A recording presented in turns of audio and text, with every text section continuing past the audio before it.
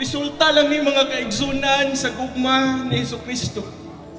Ikaw ug ako resulta ra ka sa gibuhat ni Kristo mga kaigsunan ngadto sa cross. O karong nga adlaw unsa man karong nga adlaw? Good Friday. Atong gihinumdum nga si Jesus nagpalangsang sa cross nimo ug kanako. Ug naghatag siya kinabuhing walay katapusan sa kinsa lang tumutuog mo dawat kaniya. Karong kagabi una, kinsay gusto mo dawat? Sa kinabuhing walay katapusan.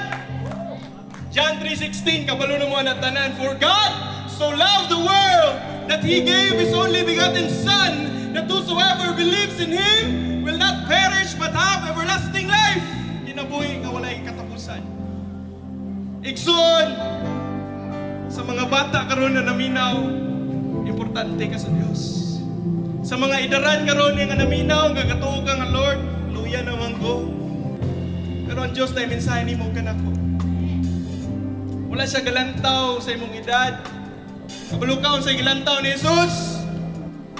Ang imong kasing-kasing. Na ako sa kangit-ngit sa depresyon. Nga katuo kong upa kayo kung kinabuhi kung wala na naipaglaom. Na ako sa droga, sa pag-inom, sa kabalo na mo na igsoon. Nga usay atong kinabuhi, di na ito masabtan kung wala ang Ginoo, wala ang gikalinaw. Pero ang Diyos mga kaigsunan, grabe iyang pagkamaayo ang mga mensahe sa mga awit karon. Maunang kasing-kasing sa Diyos para nimo kanako.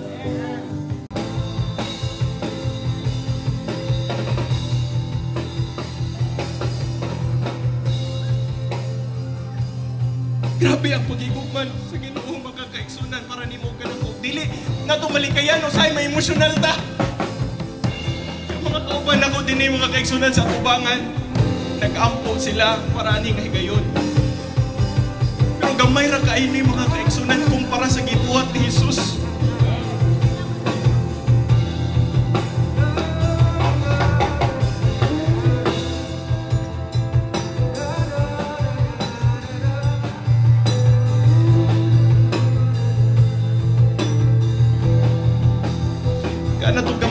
Mga kaigsunan nga ang Diyos mag-ekstorya ni mo kanako.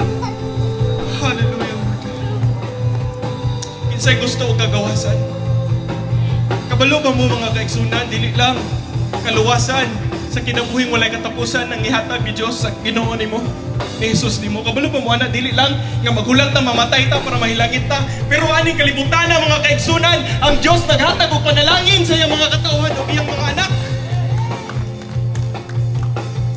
Release ang Ginoo panalangin mga kaigsunan sa mga taong nahigugma kaniya o nagsunod kaniya.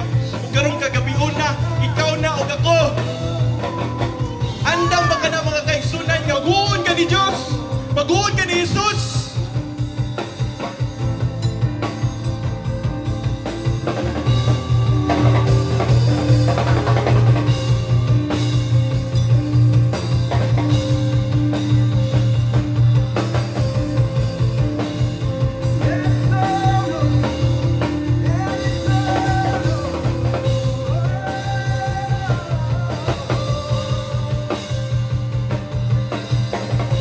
Jesus is the solution. Jesus is the way, the truth, and the life. No one comes to the Father except through Him. Dili ta makahap.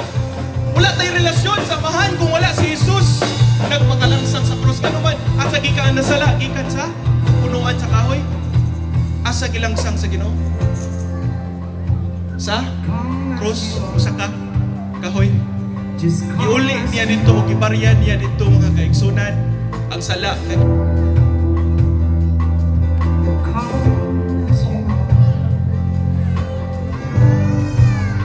pamaagi ni Jesus na ay kaluwasan. Pamaagi sa sumpak ni Adan na ay kamatayon. Pero pamaagi ni Jesus sa tanan ning tuo kaniya na ay kinabuhi walay katapusan. Moro na ang mensahe sa pulong sa Ginoo nga nahigugma siya nimo kanako. Igsoon, walay question ang paghigugma sa amahan. Ang question is ko ang Ginoo nag-apas sa imo kasing-kasing ug akong kasing-kasing. Nahigugma ba imong kasing-kasing dina sa Dios? Can we say, I love you, Jesus! I love you, Lord! Igsoon, dili lang dapat lip service. Pero natay pakikrelasyon sa Dios. Natay pakikilhanay kaniya.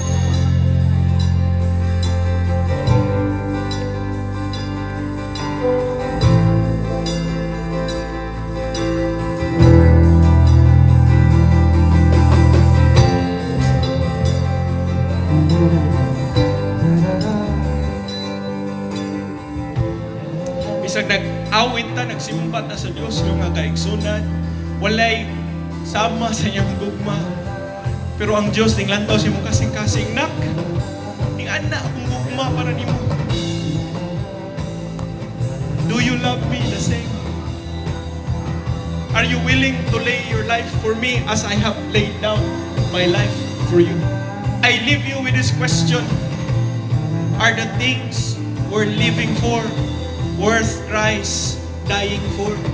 Holy Spirit, as we continue to worship, as we continue to sing song of worship and praise right now, and I declare in the mighty name of your Son, Jesus Christ, there will be breakthrough. Salvation in your name, I declare in Jesus' name right now. Hallelujah. We continue to worship you, Lord God. Kani karon nimo mga katawhan na diri, Lord, nag-declare nga love kanila. We love you, Lord. Atong tagaan ug kusog nga pakpak atong buhay nga Dios. Hallelujah! Thank you, Jesus.